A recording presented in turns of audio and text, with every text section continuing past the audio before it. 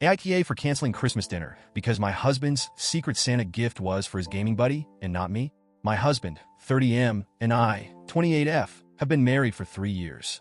We're the kind of couple who bicker over silly things like who left the toothpaste cap off, but generally get along. Or at least, we used to. Lately, it feels like we've been living in parallel universes.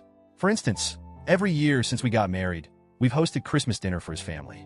It's a tradition I've come to love, even though it's a lot of work. I enjoy decorating the house, planning a menu, and seeing everyone gathered around the table, enjoying a meal I've poured my heart into. My husband, on the other hand, seems to enjoy not helping. This year, I decided to go all out. I spent weeks perfecting the menu. Glazed ham, roasted vegetables, homemade rolls, and a decadent Yule log for dessert. I ordered new table linens and even handcrafted some centerpieces to give everything that extra festive touch. Meanwhile, my husband was, well, let's just say his priorities were elsewhere. If you've ever lived with a gamer, you know what I mean? His busy schedule consisted of nightly gaming marathons with his online crew. Every time I asked for help, whether it was hanging lights or peeling potatoes, I got the same response. Not now, babe. I'm in the middle of a raid. Fine. Whatever. I figured he'd step up eventually. Spoiler alert, he didn't. To simplify gift giving this year, his family decided to do a Secret Santa exchange with a $100 budget. My husband drew my name, which I thought was perfect. After all, who knows me better than my own husband? I drew his dad's name and spent weeks hunting for the perfect gift. His dad is a huge music fan, and I managed to track down a rare vinyl record he's been talking about for years. It wasn't easy, but seeing his reaction was going to be worth it. As Christmas approached, I was genuinely excited. Despite my husband's lack of involvement, I was determined to make the day special. I imagined opening my gift from him and seeing something thoughtful, something that showed he really knew me. I should have known better. This morning, after spending hours in the kitchen prepping dinner, I decided to take a break and peek at the gifts under the tree. That's when I noticed a box addressed to the Warlord. If you're wondering who the Warlord is, join the club. He's one of my husband's online gaming buddies. They've been playing together for years, and while I've never met the guy, I've heard plenty about him. According to my husband, the Warlord is a legend, which I guess means he's really good at pretending to be a knight or whatever. Curious, I opened the gift. And yes, I know snooping isn't great, but at this point, I think you'll understand why I felt compelled to look. Inside was a custom-made gaming headset. Not just any headset, this thing was top of the line.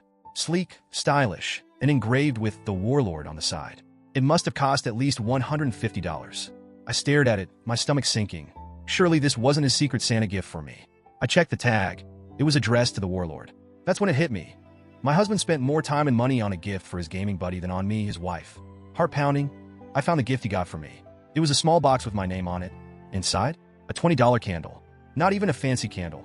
Just one of those generic, mass-produced ones with a label that read Cozy Winter Nights. I'm not even a candle person. I don't think I've ever felt so dismissed.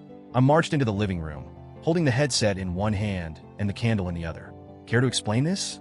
I asked. He glanced at me, then back at his screen. What's the problem?